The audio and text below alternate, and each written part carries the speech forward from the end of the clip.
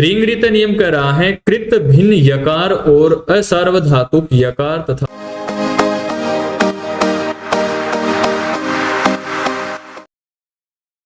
ओम नमस्ते जी। आज का हमारा विषय तद्धित प्रत्ययों में वाय वृतु पितृ ससो यत नियम से प्रारंभ होगा। इससे पूर्व हम तद्धित प्रत्ययों के अनेकों नियम पढ़ चुके हैं, साथ ही नियमों में प्रयुक्त प्रत्ययों को शब्दों में प्रयोग करके भी उन शब्दों को सिद्ध किया है। आइए अधिक समय न लेते हुए अपने विषय को प्रारंभ करते हैं। नियम है हमारा वाय वृतु पितृ ससो यत। अब नियम क्या कह रहा है? नियम कह रहा है कि वायु ऋतु पितृ और उषस शब्द से सास्य देवता अर्थ में यत प्रत्यय होता है। कौन सा प्रत्यय होता है?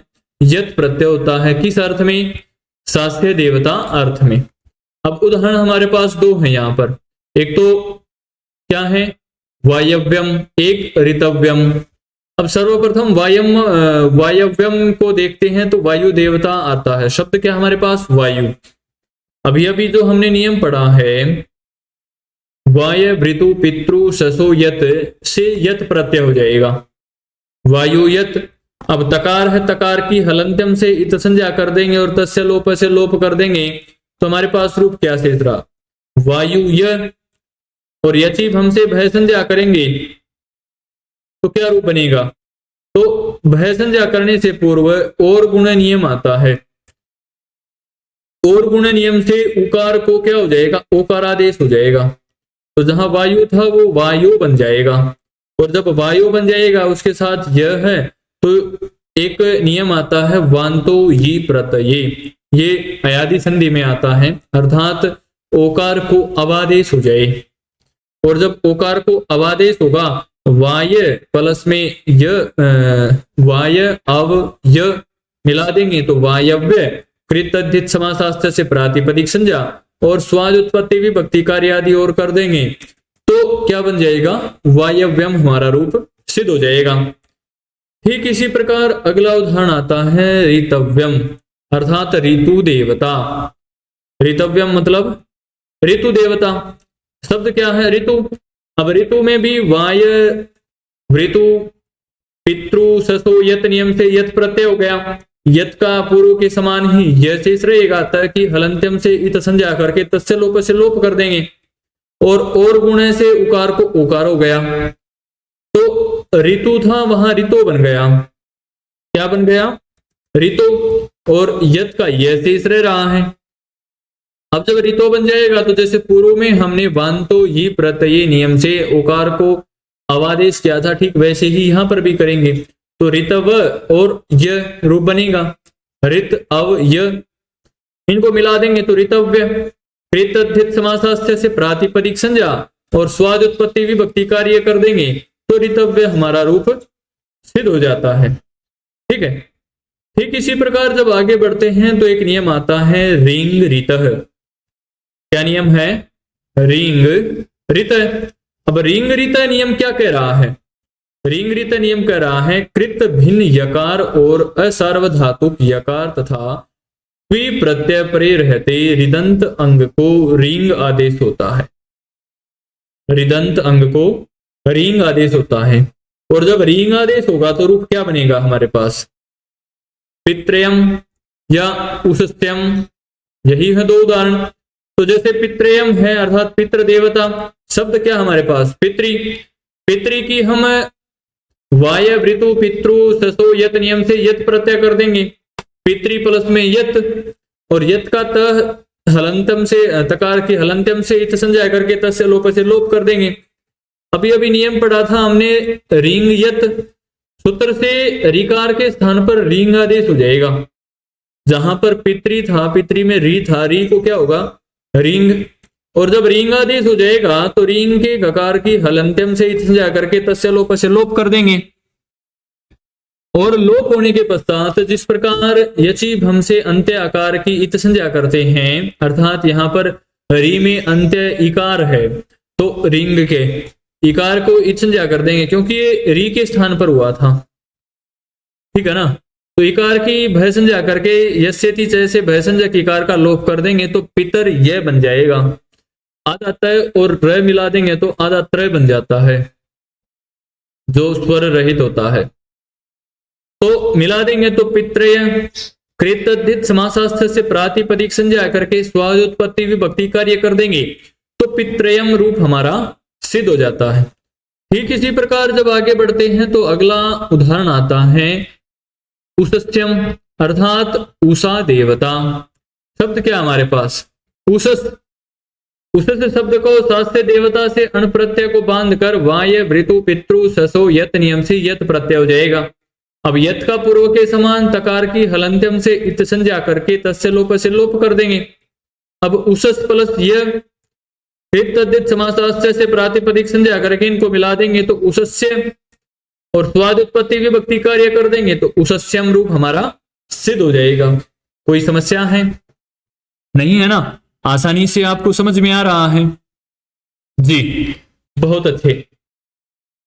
अच्छा जी, उषस्यम का मतलब अर्थात उषस देवता, ये है ना उषा का देवता। अब उषा किसको कहते हैं कमेंट करके जरूर बताएं या पढ़ के आए इसको, ठीक है ना।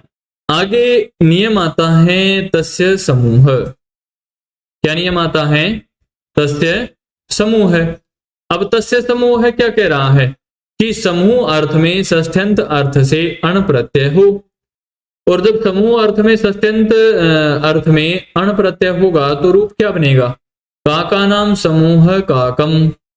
अब काका नाम षष्ठी का है, ठीक है। काकम हमारा उदाहरण है, काकम अर्थात कौवों का समूह।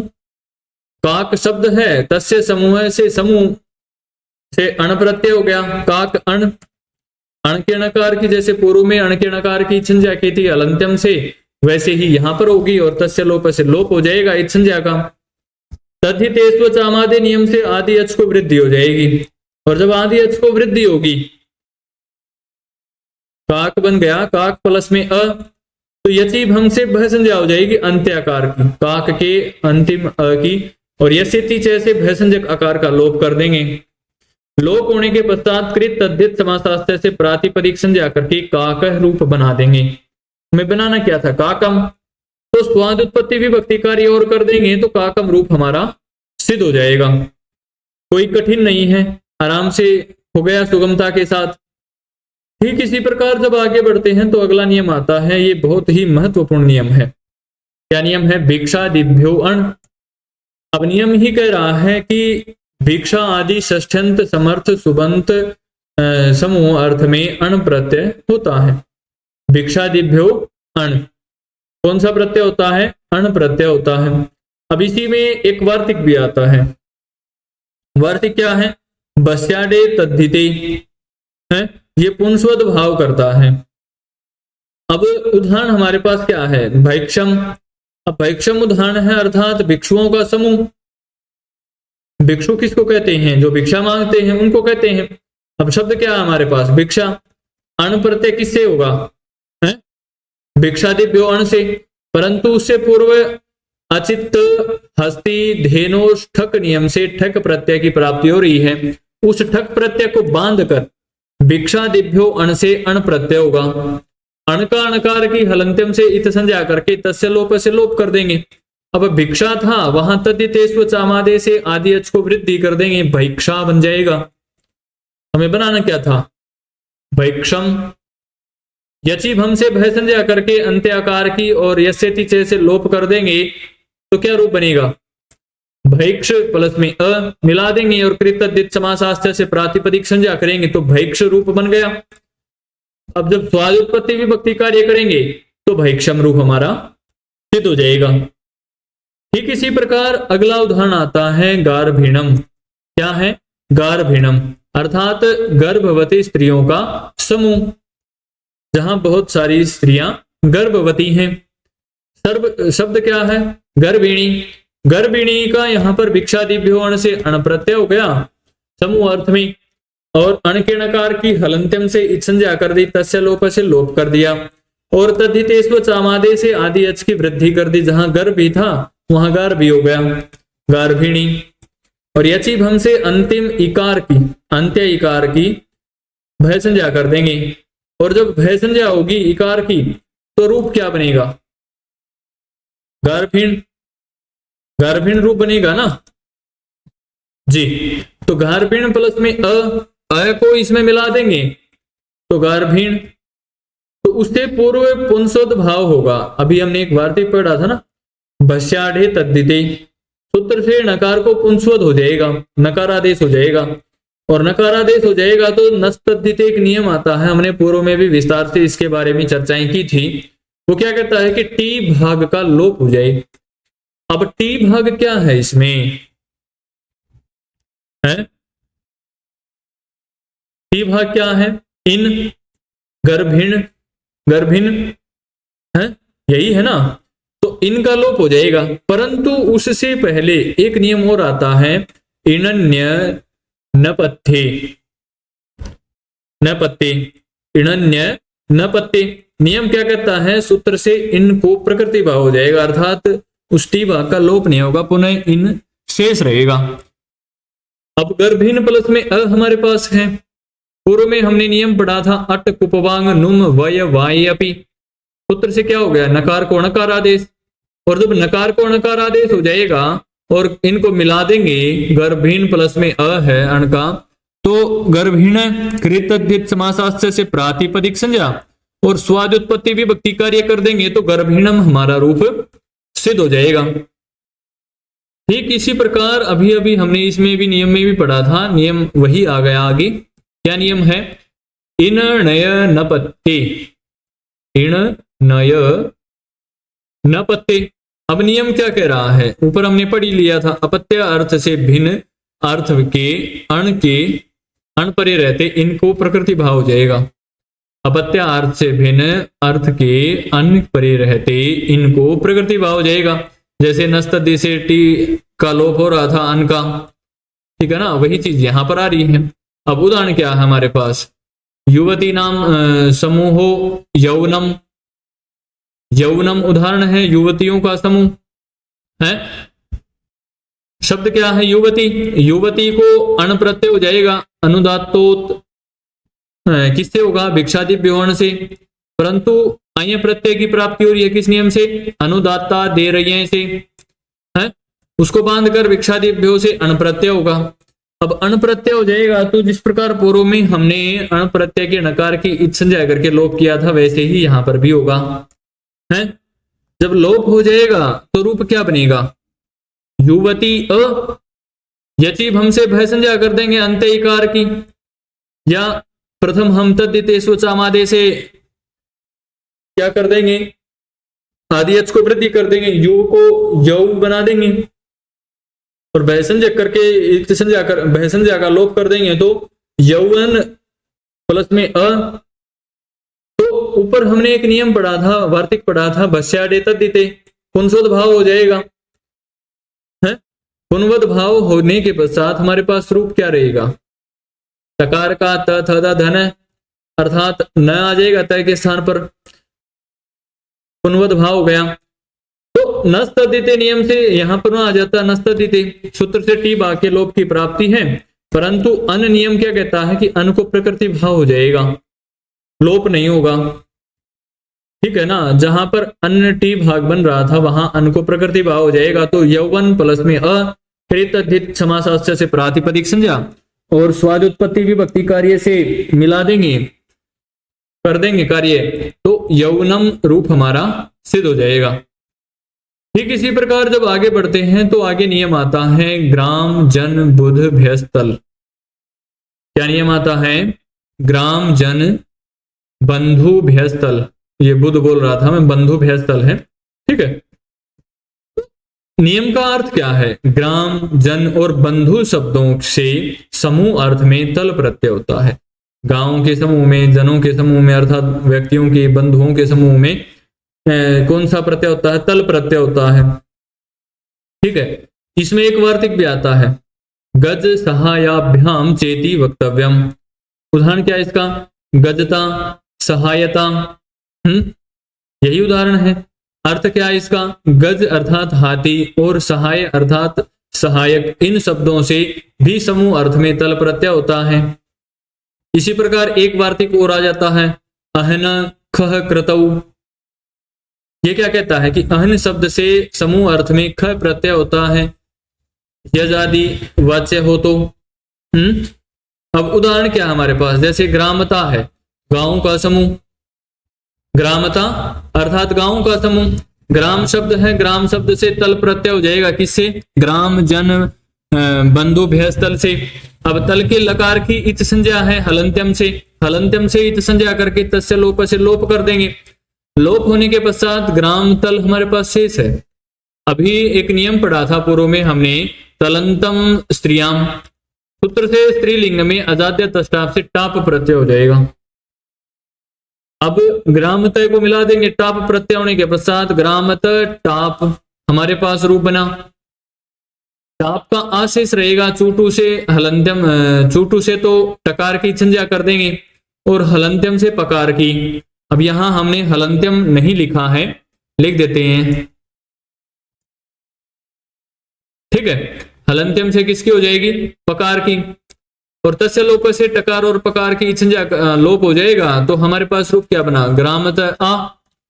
तो अ और आ मिला के अक सवर्ण दीर्घ से सवर्ण दीर्घ की प्राप्ति हो रही है, तो सवर्ण दीर्घ हो जाएगा। तो ग्रामता स्वाद उत्पत्ति विभक्ति कार्य करके ग्रामता रूप हमारा सिद्ध हो जाता है। ठीक इसी प्रकार बंधुता उदाहरण है, क्या उदाहरण है, बंधुता, बंधुओं का समूह। अब बंधुता में बंधु शब्द है, बंधु शब्द से ग्राम जन बंधु भैंस तल से तल प्रत्यय हो गया, तल का तय शेष रहा जैसे पूर्व में किया था। और तलंतम स्त्रियाम से स्त्रीलिंग में अजाद्य तष्टाप से टाप प्रत्यय आ गया। यहां भी पूर्व के समान ही टाप की क्या हो जाएगी, टकार की तो हलंत चूटू से हो गई और पकार की हलंत्यम से इत संज्ञा और तस्य लोप से लोप हो गया। तो हमारे पास शेष क्या रहा, बंधु आ। तो अकर सवर्ण दीर्घ से यहां भी सवर्ण दीर्घ कर दिया जैसे पूर्व में किया था। बंधुता स्वाद उत्पत्ति विभक्ति कार्य और बंधुता हमारा रूप सिद्ध हो जाता है। ठीक इसी प्रकार अगला उदाहरण है जनता, अर्थात जनों का समूह। अब जनता भी बिल्कुल इसी प्रकार है, कोई परिवर्तन नहीं है। तल प्रत्यय आएगा, तलंतम स्त्रियाम से स्त्रीलिंग आएगा, स्त्रीलिंग में ज्यादा तष्टाप से टाप प्रत्यय होगा, सवर्ण दीर्घ होगा, बाकी सभी कार्य पूर्व के समान ही है। ठीक इसी प्रकार गजता है जो अगला उदाहरण है, क्या है, गजता अर्थात हाथियों का समूह है। शब्द क्या हमारे पास, गज, बाकी कार्य पूर्व के समान ही है। ये आप स्वयं करें, गजता सहायता, ठीक है।